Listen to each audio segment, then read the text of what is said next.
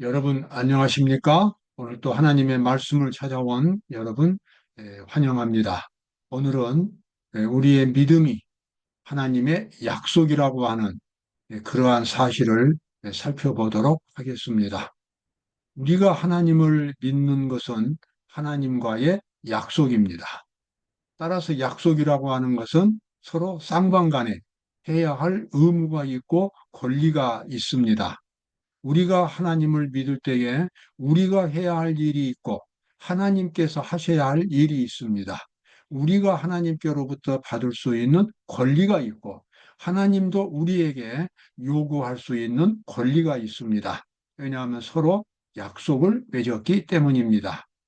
그래서 우리는 이 성경에서 이 복음을 언약이라는 말로 표현하고 있습니다. 언약이라는 말은 약속이라는 말입니다. 그래서 옛 언약, 새 언약, 바로 그것이 우리에게 신앙이 어떤 것인가를, 신앙은 근본적으로 하나님과의 약속이라는 사실을 암시하고 있습니다. 오늘 살펴보도록 하겠습니다. 우리의 믿음은 하나님의 위대한 약속이다. 자, 히브리서 6장 17절에 나와 있는 말씀입니다. 하나님은 약속을 기업으로 받는 자들에게, 기업은 삶의 기초지요. 예, 농사를 짓는 사람은 농업이 기업이고, 그리고 그 장사를 하는 사람은 장사가 기업입니다. 마찬가지로 하나님은 하나님의 약속을 기업으로 받는 사람들, 하나님의 백성들입니다. 하나님의 백성들은 하나님의 약속을 삶의 기업으로 받은 사람들입니다. 그래서 그 이야기는 하나님의 약속이 생활의 기초가 된다는 뜻입니다.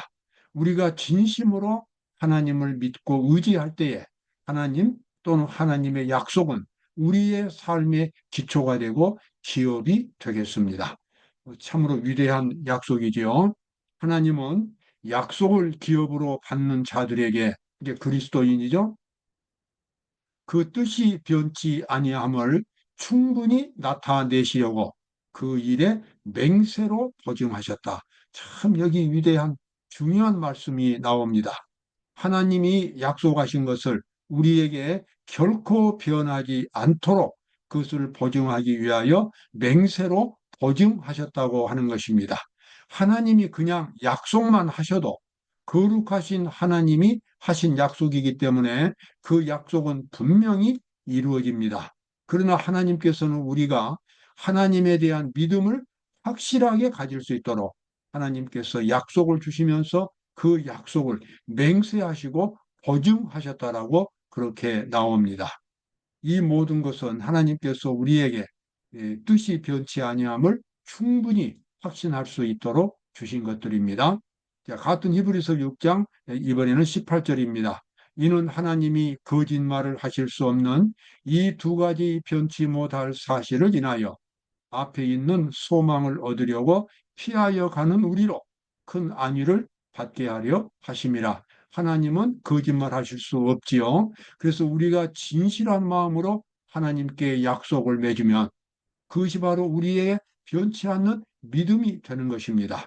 그래서 우리가 그와 같은 믿음을 갖고 있으면 우리는 하나님께서 주신 그 약속, 그 소망을 우리가 얻으려고 이 세상에서 있는 잡다한 여러 가지 것에 매이지 않고 오직 하나님을 바라보면서 앞으로 전진할 때에 하나님께서 우리에게 큰 안위를 주신다. 그 말씀은 우리 마음속에 정말 용기를 주신다. 확신을 주신다. 하는 그와 같은 약속이 되겠습니다. 왜냐하면 하나님께서 우리의 생명을 돌보시고 우리의 영혼을 구원해 주시고 영생을 주시겠다고 하신 그 약속은 하나님께서 맹세로서 보증하신 약속이기 때문에 그렇습니다. 그래서 우리가 그와 같은 하나님의 변치 않는 약속을 붙들고 우리는 이 세상에서 계속해서 앞으로 전진해 나갈 수가 있습니다. 또 읽어보겠습니다. 같은 히브리서 6장입니다. 우리가 이 소망이 있는 것은 영혼의 닷 같아서, 여러분 닷은 뭡니까? 돛과 닷이 다르지요. 돛은 이게 이렇게 배에 이렇게 방향을 결정하는 것이 돛입니다. 그런데 닻은 배가 항구에 들어올 때에 배가 떠내려가지 않도록 이렇게 밑에다가 튼튼하게 이게 뭡니까? 걸어서 그 배를 묶어두는 그 같은 갈고리 같은 것들입니다. 그게 닻이지요. 다시 한번 읽어보겠습니다. 우리가 이 소망이 있는 것은 여기서 말하는 소망은 하나님의 약속입니다.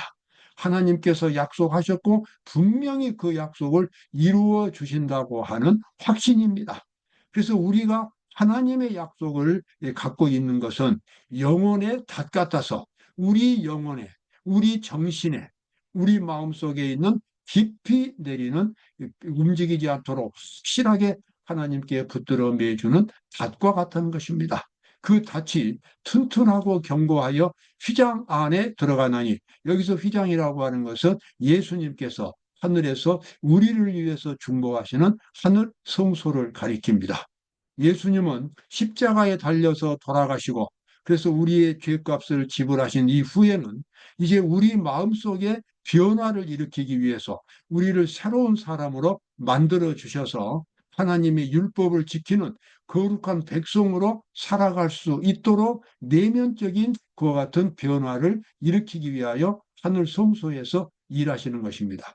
그뿐만 아니라 우리를 위험으로부터 지켜주고 우리를 모든 일에 있어서 우리에게 능력을 주시고 우리를 보호하시고 그리고 우리의 생명을 끝까지 지켜주시는 그 같은 일들을 지금 휘장 안 하늘 속죄소에서 예수님이 그 일을 하시는 겁니다. 그래서 우리가 우리의 마음이 어디로 가야 하겠습니까? 휘장 안에 들어가는 것입니다. 휘장 안에 들어가나니 그리로 앞서가신 예수께서 영원히 대제사장이 되어 우리를 위하여 들어가셨느니라. 그래서 우리의 믿음은 지금 예수님이 우리를 위해서 일하시는 하늘 성소 중에서도 특별히 속죄소가 되겠습니다. 우리가 이 성소라고 하는 진리는 아주 신비한 것입니다. 하늘에 있지만 오늘 내 앞에 있습니다. 하나님이 나와 함께 계시고 내가 하나님과 함께 있습니다. 바로 그것이 성소입니다. 그래서 성소는 영적인 장소이기 때문에 우리는 항상 하나님 앞에서 생활할 수가 있겠습니다. 자, 영혼을 구원할 수 있는 믿음은 이와 같이 예수님이 계시는 성소 안으로 들어가는 믿음이 됩니다. 타락하여 사단에게 사로잡힌 영혼들은 복음을 통하여, 복음이라고 하는 것은 하나님의 말씀이 하나님의 사랑을 통하여 우리에게 주어질 때 바로 그것이 복음이 됩니다. 다시 말하면 하나님의 율법이나 하나님의 뜻을 우리가 순종할 수 없지만 하나님의 사랑이 우리 마음속에 작용한다면 우리가 그 사랑을 깊이 깨닫고 그래서 그 사랑의 정신에 의해서 하나님의 율법을 지킬 수 있도록 만들어주는 것입니다. 바로 그것이 복음입니다. 다시 한번 읽어보겠습니다. 타락하여 사단에게 사로잡힌 영혼들은 복음을 통하여 그리스도의 사랑의 정신을 통하여 구속을 받고 구속이라고 하는 것은 죄값을 지불하고 이제 다시 하나님의 자녀로 이렇게 되돌려 돌아오는 것입니다. 하나님의 자녀의 영광스러운 자유를 누리게 된다. 누려야 한다. 이 자유라고 하는 말이 참 아름다운 단어지요. 그러죠? 이 자유. 우리는 정말 자유로워야 합니다. 죄로부터 자유로워야 하고, 공포로부터 자유로워야 하고, 염려로부터 자유로워야 하고, 멸망으로부터 자유로워야 하고.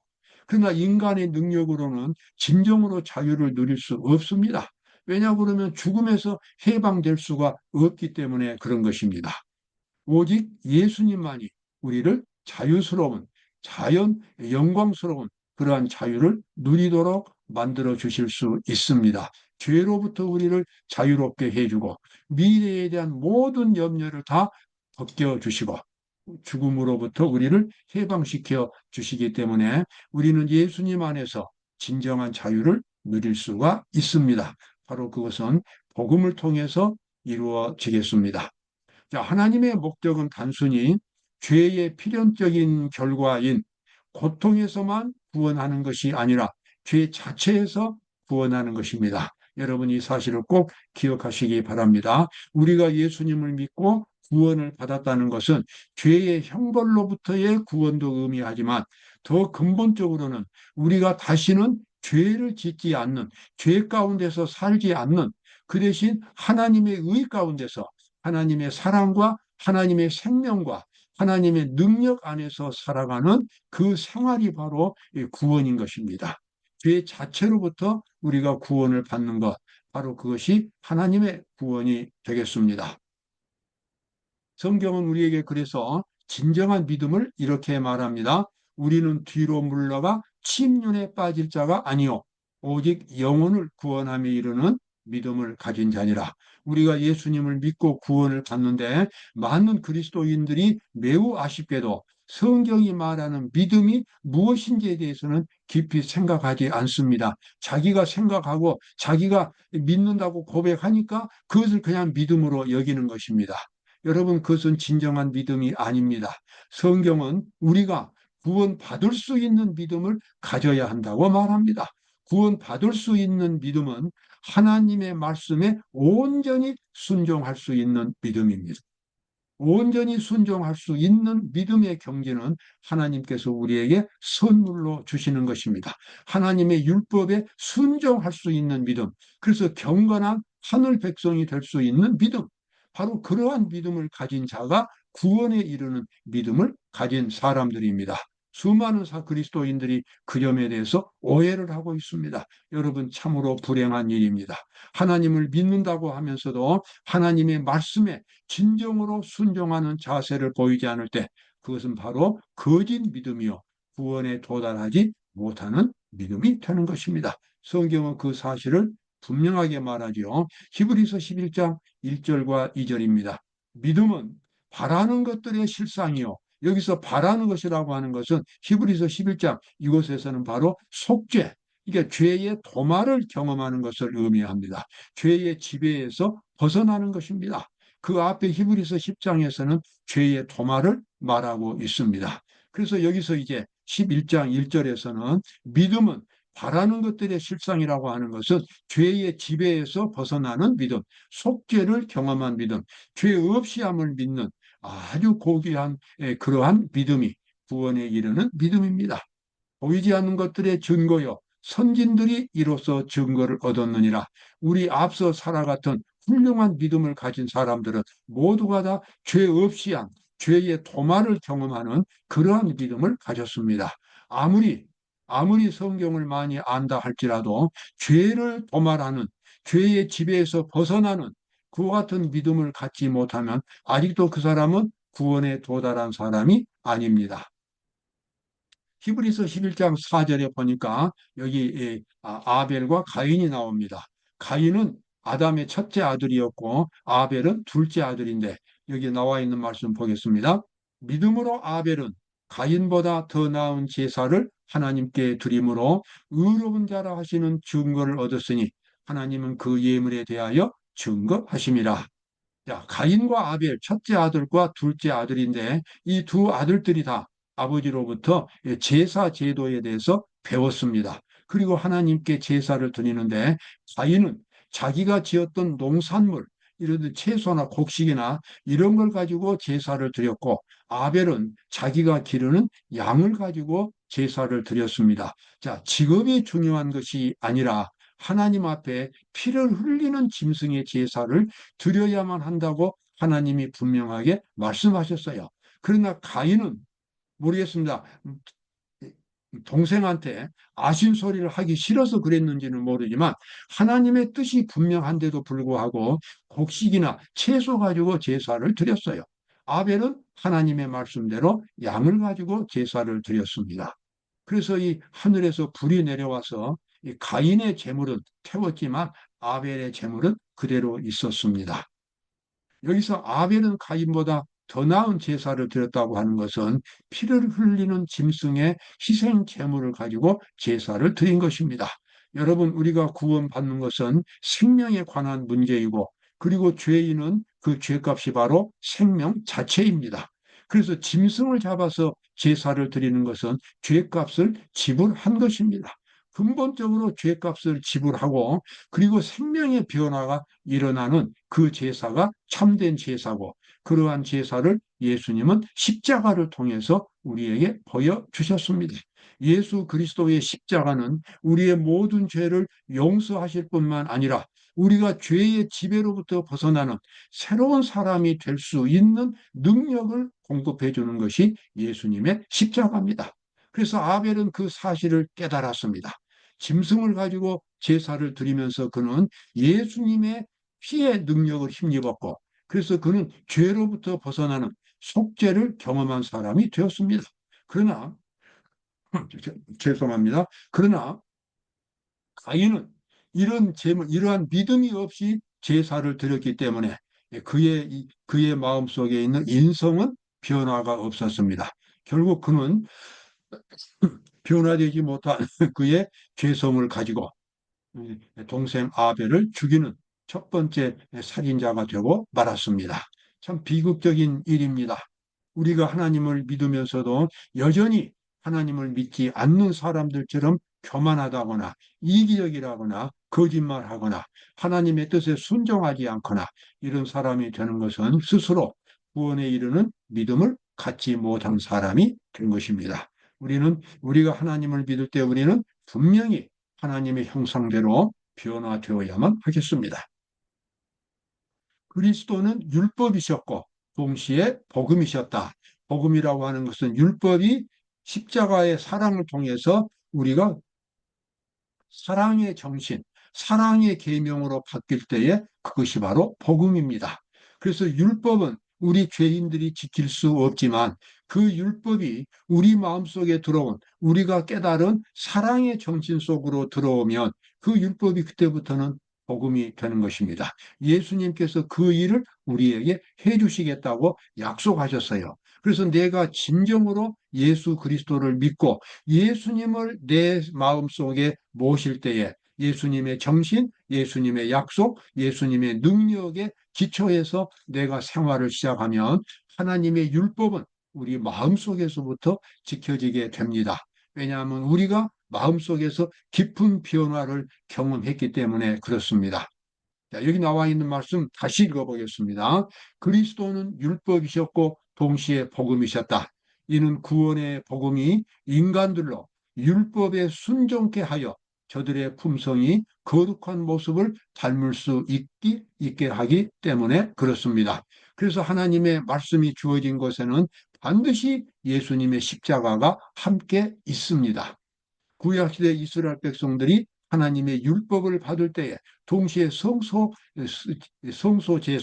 제도, 제사 제도도 같이 받았습니다. 만약 우리에게 그리스도의 십자가의 정신이 없다면 우리는 바로 율법주의에 빠지고 맙니다. 우리가 율법을 지킬 수 있는 것은 예수님의 십자가의 거룩한 사랑의 정신이 있기 때문에 그렇습니다. 바로 그 사실을 예수님은 산상보훈을 통해서 우리에게 설명해 주셨습니다. 여러분 다시 한번 기억하십시오. 하나님의 율법은 예수님의 십자가의 정신, 십자가의 사랑을 통해서 우리 마음속에서 복음으로 변하게 되고 우리는 그 복음을 생활 속에서 실천하게 되는 것입니다. 그래서 예수님은 그런 말씀을 하셨죠. 원수를 미워하고 형제를 사랑하라는 말을 너희가 들었으나 나는 너희에게 이르노니 너희 원수를 사랑하고 너희를 저주하는 자를 위하여 축복하고 너희를 핍박하는 자를 위하여 기도하라. 이같이 한즉 하늘에 계신 너희 아버지의 아들이 되리라. 예, 꼭 그렇습니다. 우리가 예수님의 사랑의 정신, 사랑의 침례를 깊이 받게 될 때에 하나님의 모든 말씀은 우리 속에서 사랑의 도구가 되고 사랑의 정신이 되고 그래서 복음을 가질 수 있게 되겠습니다. 여러분 오늘도 복된 하루가 되시기를 바랍니다. 감사합니다.